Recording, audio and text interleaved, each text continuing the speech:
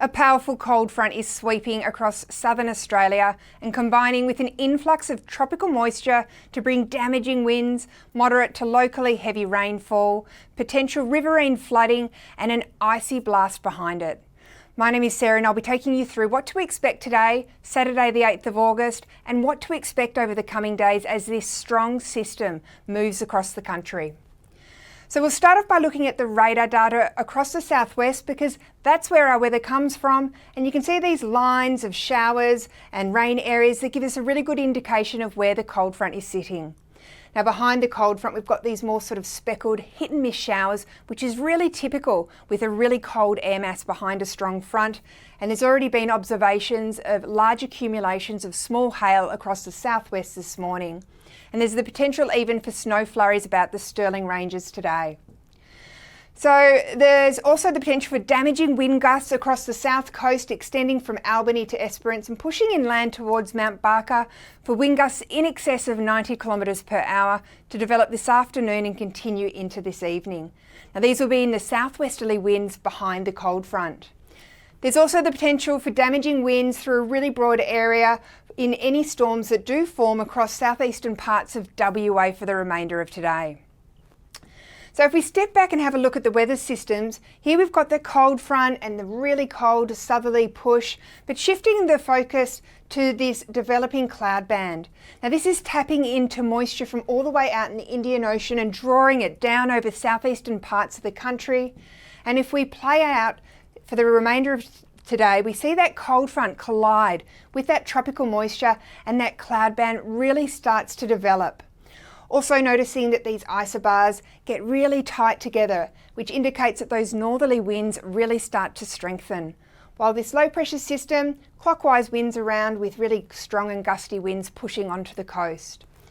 Now for that reason we have issued a number of severe weather warnings for damaging wind gusts, just focusing on this one about the lower Eyre Peninsula up into the west coast.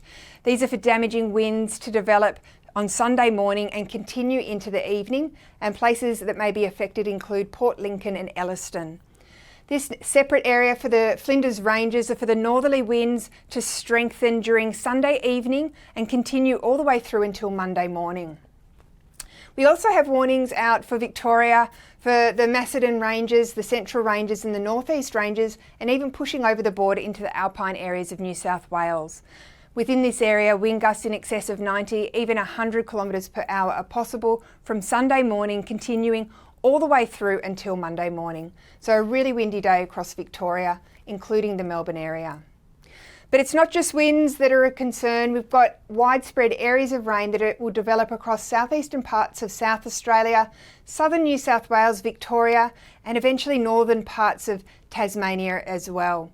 Now the heaviest rainfall totals will be about the northern slopes of the Victorian Ranges and the Northeast Ranges, but as well as we head into the early hours of Monday morning, this wrapping around the low, there's the potential for localised heavy falls about the southeastern suburbs of Melbourne.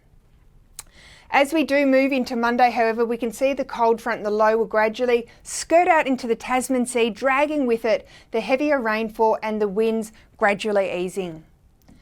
So how much rainfall are we expecting with this system? Here we're looking at the accumulated rainfall between today, Saturday, all the way through until Monday, and there's the potential for widespread totals of 20 to 40 millimetres. However, the heaviest falls will be about the windward slopes of the ranges, the Flinders Ranges, the Mount Lofty and the Victorian Ranges. And there's even the potential of up to 100 millimetres about the alpine areas of Victoria.